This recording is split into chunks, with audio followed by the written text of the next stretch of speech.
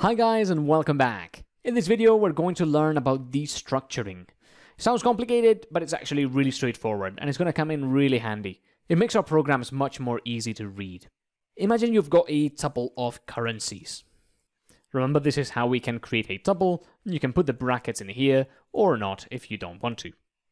You can, just like you do currencies equal 0.8, 1.2, you can do USD EUR equal currencies.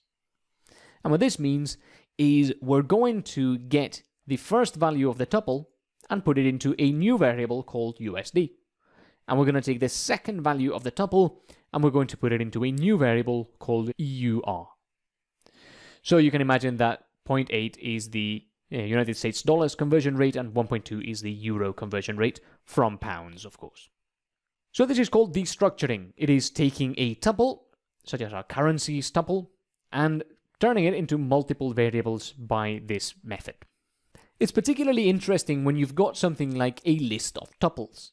Say, a list where the elements are all your friends' names and ages. Rolf 25, Anne 37, Charlie 31, and Bob 22. Here we've got a list with 4 tuples, and each tuple has a name and an age. Traditionally, we could do something like this for friend in friends, and we could print the friend. Now, if we run this, you'll see that Python prints out each of the tuples. However, using destructuring, we can take directly, instead of friend, the name and the age. And what Python does is it says, okay, each friend is a tuple, so we can just take the name and the age as the first and second element of the tuple. And then you can print something like name and age. So this looks a little bit nicer, but of course we can use them inside an F string if we prefer. And that will be even nicer. The reason I'm showing you this is because this stuff here, destructuring inside a for loop, is something we're going to use in future videos, and it also makes your programs easier to read. If you didn't do this, you would have to do for friend in friends, and then name age equal friend.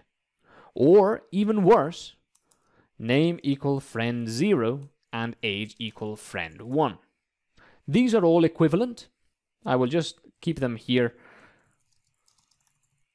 for you. So these are equivalent, but of course this is much longer, this is slightly shorter, and just putting that here is the shortest of them all, and also the most readable once you know what it means. You do have to know what it means before this makes any sense, of course, but when it does, you'll see that, okay, each element in friends has 2 values, name and age, and we can extract them from the tuples as we iterate. Again, that process is called destructuring. In this video, we're going to learn about iterating over dictionaries. Just as we iterated over lists or tuples with the for loop, we can iterate over dictionaries. Imagine you've got a dictionary of your friend names to their ages, such that you can access friend ages Rolf to get 25, or friend ages Anne to get 37. You can do for name in friend ages. And again, this is a variable that we can name whatever we want, but I'm calling it name at this point. And you can print name. What happens when you do this is you are iterating over the dictionary's keys. So what you will get here is Rolf, Anne, Charlie, and Bob. The values 25, 37, 31, 22 will be ignored and won't be present anywhere in here. So if we run this, you'll see that you get the keys back.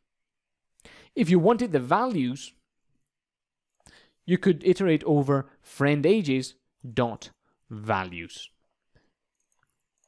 And then if we run this, now you'll get 25, 37, 31, and 22. So just the ages. Name, comma, age in friend ages dot items. And what you're going to get now is this tuple of names and ages that you can destructure into 2 variables directly here in the for loop, and you'll get the name and the age. This here is the most common way of iterating over a dictionary. Usually you'll either iterate over the keys only, or you will iterate over the key and the value by using dot items on your dictionary variable. This is great because it allows you to get both the key, in case you want to show the key information when you're printing it out, and also the value. Remember that if this value is a list or another dictionary or a tuple, you will still get it in here, just the entire list or dictionary or tuple. So anything that is here will be age, and the key will be name.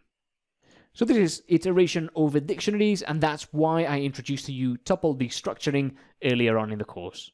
In this video, we're going to learn about break and continue, two more Python keywords that do some very interesting things when you put them inside a loop. Imagine you've got a list of car productions, so most of them are okay, but every now and then you get a faulty one. So what we want to do is we want to show the user that we are okay with most cars, but when we encounter a faulty one, we want to stop the production line entirely so that we have time to investigate. What we'll do is we will first of all iterate over this list. Now we can print something like this car is status. So this will just print each status. This car is okay, this car is okay, this car is okay, this car is faulty, this car is okay, this car is okay. Now, we've got a problem, which is that in our production line, or in our imaginary production line, when we encounter a faulty car, we cannot continue processing cars. So we have to stop the loop when that happens. Well, that's where the break keyword comes into play. Inside our for loop, we will have an if statement, and that will check if the status is faulty. Now, do note something very important.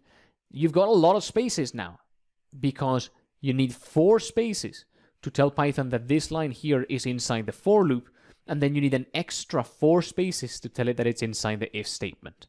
So you've got 8 spaces in total in this line here because it's both inside the for loop and the if statement. So if we encounter a car whose status is faulty, we're going to print stopping the production line. And then we're going to break. What this means is stop the loop.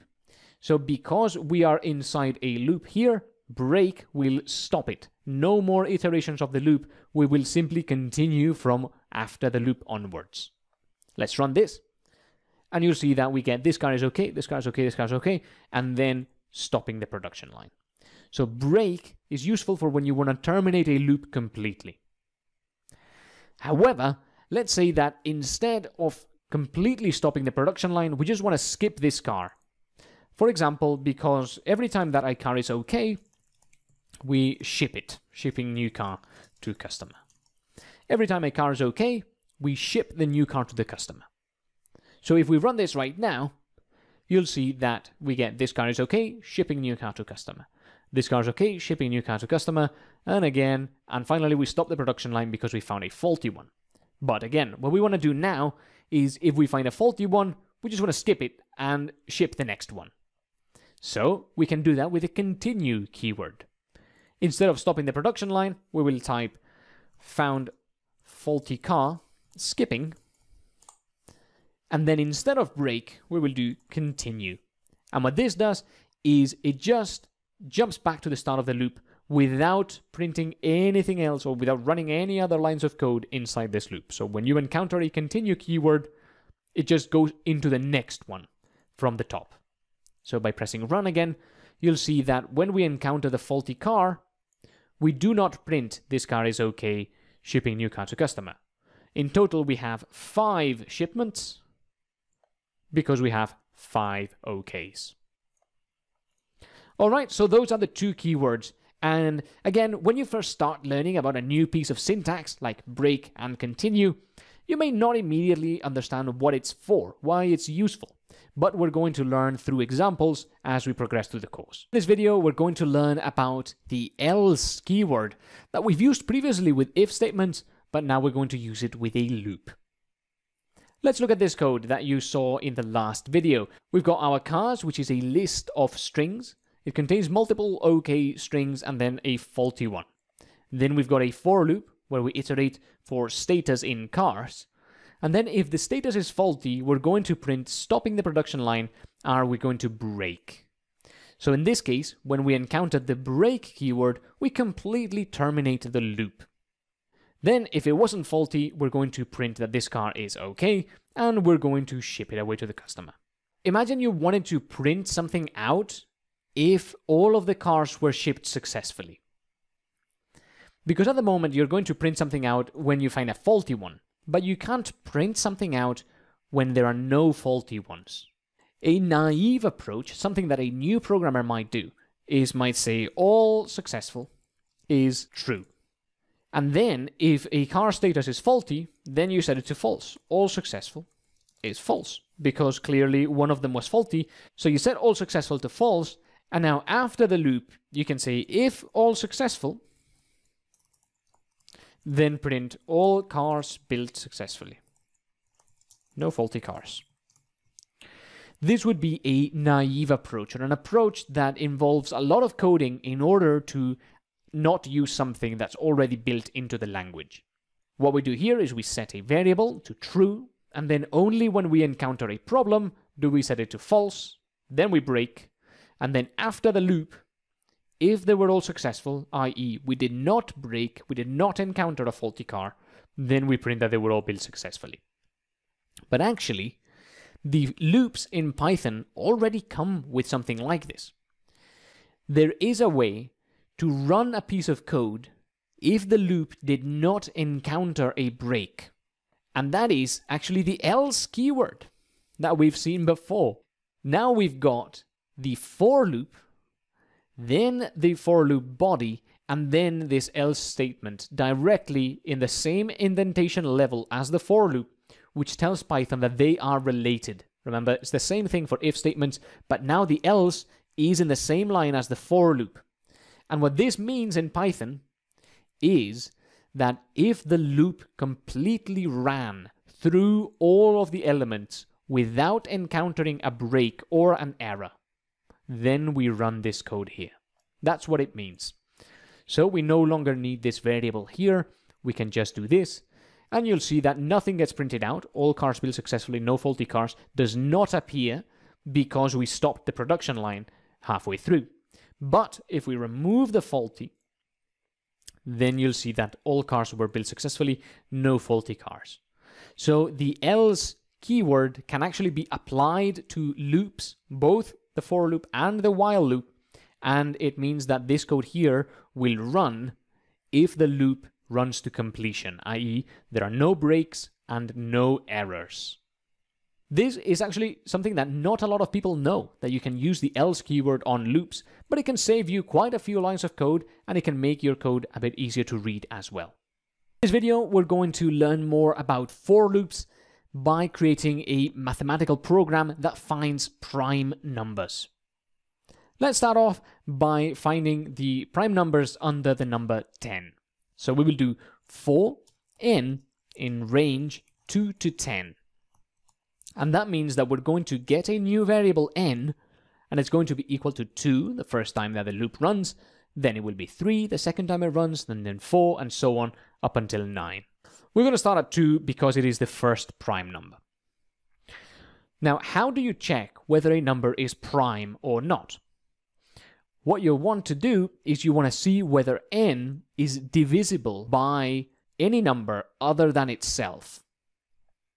So, how do we do that? Well, if n is 2, we know that it's a prime number because 2 is only divisible by 1 and 2. If n is 3, well, what we could do is we could check whether n is divisible by 2. And if it's not, then we know it's a prime number. So why is that? Well, imagine the number 3. There are only 2 numbers underneath it, 1 and 2. And we know that a prime number can only be divisible by 1 or itself in order to be prime. So the only number we have to check is 2. If 3 is not divisible by 2, we know it's a prime number. Let's move on to 4. For the number 4, we only have to check numbers 2 and 3. If 4 is divisible by 2, then we know that it's not prime. So for every number under the number we want to check, we need to see whether it's divisible or not. So what we're going to do is we're going to create another for loop that actually goes from 2 up to the number n. Remember, imagine we wanted to check whether 4 is prime, then we would check 2 and 3. If we wanted to check 8, then we would check 2, 3, 4, 5, 6, and 7. And what we do inside this inner loop is we say if n modulus x is 0, that means n divided by x gives you a remainder of 0, then we can print something like n equals x multiplied by n divided by x. And then we'll break. What this is doing is, imagine we are at iteration number 4. We will then start at 2, and we will say if 4 divided by 2 gives you a remainder of 0, then print 4 equals 2 times 2. And then we will break. Notice that the break keyword is inside 2 for loops. The break keyword and the continue keyword only affect the closest for loop to them. So only this loop would break. This loop here would not break. So what does this mean? Well, as soon as we find that n is divisible by x, that means that we know that n is not a prime number. So we don't have to check any more numbers. All we have to do is print that it equals something that can be divided, so it's not a prime number. However, imagine we've got iteration number 5. We will start with x is 2, and the remainder will not be 0, so we will not run this code. Then 5 divided by 3 will also not give you a remainder of 0, so we will also not run this code. Finally, 5 divided by 4 will also not cause to run this code. So, when the number is prime, this loop here will never break. Therefore, we can put an else keyword in this loop, which means if this loop runs to completion without encountering any breaks, n is prime.